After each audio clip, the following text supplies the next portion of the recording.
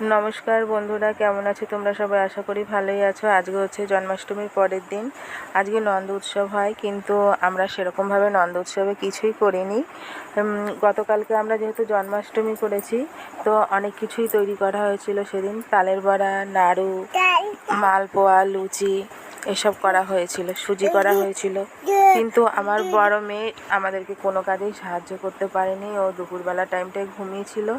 घुम থেকে উঠে দেখছে আমাদের সব কিছু তৈরি করা হয়ে গেছে, তাই খুব কান্নাকাটি করছিল আর বলল যে আমি তালের বড়া বানাবো আর তোমরা আমাকে না ডেকে তোমরা নিজেরাই বানিয়ে ফেলেছো। তো খুব কান্নাকাটি করছিল। তখন ওকে বললাম যে ঠিক আছে বেশ, তো তুই কালকে কিছু ঠাকুরকে বানিয়ে দিবি। তাই সেই জন্য কমলিকা আজকে ঠাকুরকে আলু দিয়ে পকোড়া বানিয়ে দেবে। তাই আলু প্রথমে সেদ্ধ করে নিয়েছে, আমি ওকে একটুখানি হেল্প করলাম আলুর খোসাগুলো ছাড়ানোর জন্য। আর সেদ্ধ করা আলুগুলোকে হাত দিয়ে আমি একটু ম্যাশ করে দিয়েছি। আর বাদ বাকি সব কাজ কিন্তু ও একাই করেছে। মশলাপাতি দেওয়া, কর্নফ্লাওয়ার দেওয়া, যা যা দেওয়ার ও সব কিছু নিজেই দিয়েছে এবং নিজেই মেখে তৈরি করে নিয়েছে।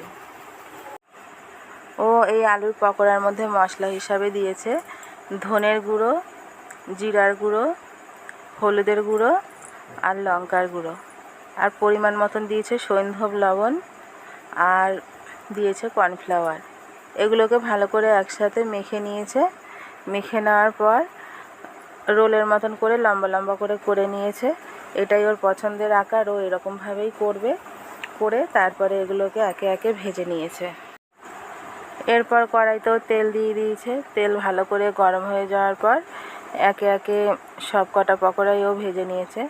আমি ওকে প্রথমে বললাম যে অনেকটাই তো দেরি হয়ে গেছে, তাহলে তোর যখন এতই ইচ্ছা নিজের হাতে করবি তাহলে তুই নিজে দুটো ভেজে নে, তারপরে আরগুলো আমি করে দিচ্ছি।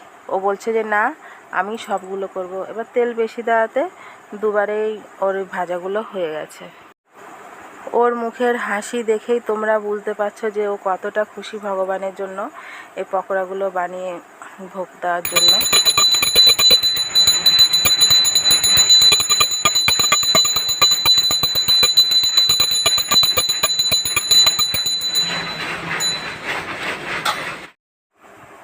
ঠাকুরকে ভোগ নিবেদন করে দেওয়ার পর কমলিকা সেখান থেকে চলে আসে।